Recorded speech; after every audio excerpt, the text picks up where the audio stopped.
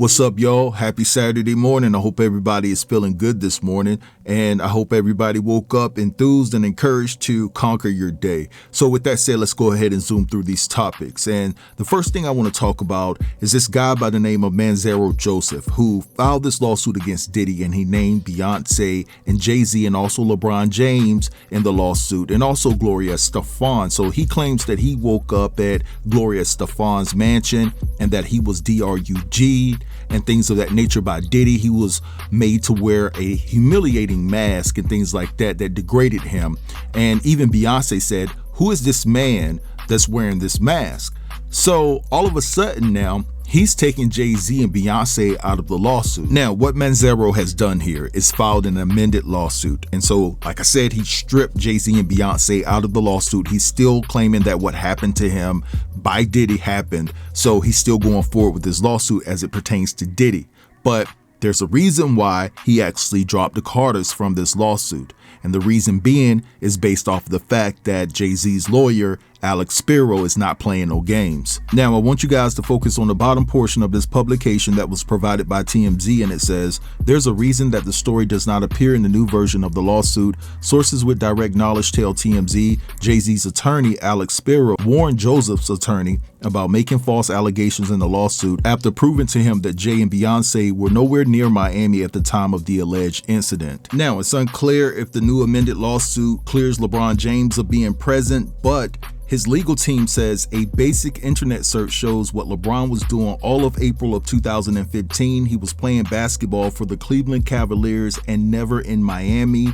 And then they also say that at the time, James was in the midst of a season with the Cavaliers while preparing for the NBA playoffs. So this is a very interesting change of events in my estimation. You had the girl that was identifying as Jane Doe that claimed that Jay-Z and Diddy awed her after a 2000 VMA award show, and she retracted her story. As a matter of fact, she was caught on audio, line, and things of that nature. Now, some of y'all feel that she was coerced to drop that lawsuit against Jay-Z, and I respect your opinion, but you know, from what we hear and what they're providing us, it seems as though that she lied about the situation, right?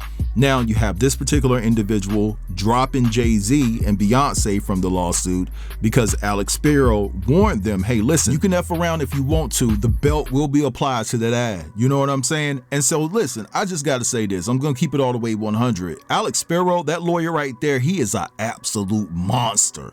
This is a monster of a lawyer. I mean, this man got Tony Busby banned from practicing law in the Southern District of New York. You know what I'm saying? So this man is somebody you do not want to F around with. And listen, I'm going to tell you guys something else I believe. I believe if it was anybody else, like a rapper that was in Jay-Z's position that he has with the NFL, by being in charge of the entertainment for the Super Bowl that had these allegations, I believe that the NFL would have dropped that particular individual. But because it's Jay-Z and his lawyer is Alex Spiro, they knew if they fired Jay-Z without due process, that settlement could have been north of $600 million all the way up to $1 billion. I'm telling you, dealing with this type of lawyer right here, yeah, it would have been a hefty price to pay. But anyway, let's transition to Kanye or Ye or whatever he wants to be called these days. But he's off the rails again, y'all. He was again posting some more colorful language on Twitter or X or whatever the case may be. And he had something interesting to say about Beyonce. So I'm going to read you the entire thread that was sent to me. And so it says here, Kris Jenner just sent me, Kim, and Ray J the contract to shoot part 2 of the SEX tape. I'm like, not without Caitlyn. I ain't gonna lie, that was kind of funny. Then he goes on to say, I obviously HATE Jay-Z. And then he says this, if I just had 10 more minutes that one time in the studio with Beyonce, and then looking eyes emoji. So, you know, the number one question for people on social media is Kanye insinuating or implying that he wanted to smash or could have smashed Beyonce? Or was he in the midst of hitting it and she came to her senses and said, oh my God, what I'm doing? And she got up before he could finish. I mean, listen, this is not coming from me. These are the questions that I'm seeing on social media. So, I mean, he could in fact be talking about anything here, but you know, at the end of the day, a lot of minds are traveling down that deep, dirty, and dark hallway when it comes to trying to figure out what he was implying there with that statement. Now, on a more serious tip, Kanye has been antagonizing the F out of Jay-Z, and now Beyonce and also Beyonce's mother We know that Kanye said something very disrespectful as it pertains to Jay-Z and Beyonce's kids. He used the R word, which should never be used, and Jay-Z has no other choice but to take care of him like a man when he sees him. There's nothing to talk about.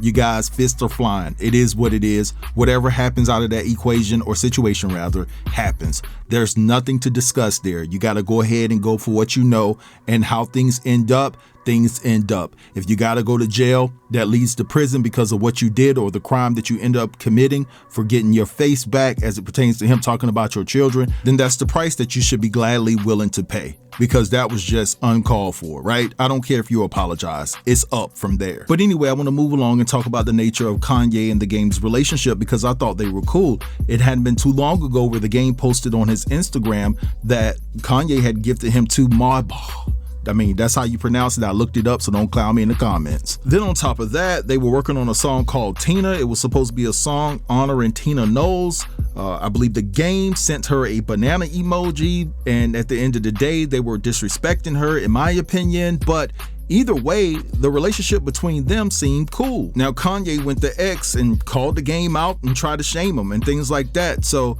I want to read to you all what Kanye had to say, and the Game did respond. So Ye says, "Why Game, who I gave 2 balls to, is showing love to Top 5 who calls threatening to delete me. Well, I guess I'm not going to be executive producing that album anymore." Then the Game responds and says, "You asked me did I know Top 5? I said yeah. You said he was threatening you, and I asked you if you wanted me to reach out to him. You again said yeah. So I hit Top 5 and I told him to let it go out of respect for me. He agreed. I texted you to tell you it was done, and you changed your number." Then the Game took to Instagram to voice his frustration, and this is what he said. He said, "F you and your Maybach's little ninja." And yes, I'm pronouncing it Maybach from here on out. I'm tired of pronouncing it the right way. And then he goes on to say, "I'll be back in LA in a week. Come get him yourself. I ain't never asked you a weird A for nothing, and when you gave me the cars, I said you ain't have to, and I was good, but you insisted. Then you hit me with the, you ain't never got to worry about nothing ever in your life. I owe you for being the only solid person out of everybody. Got my number but won't call like a man and address the situation you asked me to fix. P. Nothing on earth weirder than these industry cats." So there you have it, y'all. It seems as though that the Game and Kanye have clashed after just a couple of weeks ago. They were cool in the studio working and things of that nature. And like I said, Kanye gifted him 2 cars and now he's throwing it in his face. And according to Game, he's saying, yo, I helped out in this particular situation, and now you want to clown me or make me look like I'm a person that's disloyal when all I did was stick up for you because you're not man enough to stick up for yourself. I mean, Kanye looks like the one that's softer than a Twinkie in this situation. You're not man enough to talk to a dude yourself and try to handle whatever business y'all need to handle or whatever. And by the way, Top 5 is the guy that you just saw in the picture with Drake. But yeah, Kanye is just crashing out on everybody. And then when he says something very disrespectful to the 10th power, then he wants to jump ship and run off to Japan for safety, like he did after he said what he said about Jay-Z and Beyonce's kids, right? And his wife just left him and things like that. So he's just spiraling downward, you know, in my estimation. And quite frankly, it's been that way for a while. But anyway, let's move along because I want to talk about some information that I received about Angie Stone. Now, before we get into this info, I just want to say that it's all alleged, right? I can't confirm or deny that this is absolutely true. I'm just passing it on. Now, just to give you guys some clear context in regards to what I'm about to read, this is actually a response to some information that we received about a week ago. And so we're just picking up the conversation because the person that I've been talking to that's close to the Angie Stone situation, she was able to confirm a few things. So it says here, so she is the cousin of one of the EMTs who arrived on the scene of the crash. She is saying that her cousin is saying that Angie was alive when they got there, but when they tried to get to Angie to render medical aid, police denied them access and had barriers up where Angie was sitting.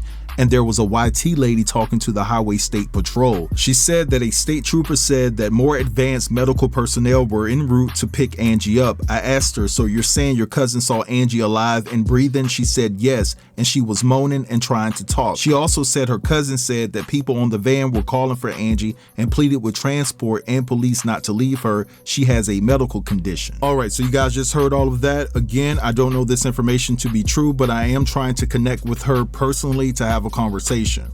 Now, I will say this, you guys remember that there was a YT lady that said she was on the scene helping someone. Now, we all had the question like, okay, you said you were helping someone. How do you know that someone was Angie, right? But if this statement is factual, if it's true, then I can pose the question, does that story corroborate that YT lady story that she helped somebody and that particular person that she may have helped could have been Angie? Listen, I don't know. I'm just passing this on. I'm trying to get to the root of this issue. Like I said, I hope to talk to this person today. But at the end of the day, that's what I got, and I'm going to draw the line here. I want you guys to feel free to drop down in the comments and let me know what you think about everything I discussed within this video. Don't forget to like, comment, share, and if you're new here, consider subbing to the channel. I'll get with you guys later. Peace.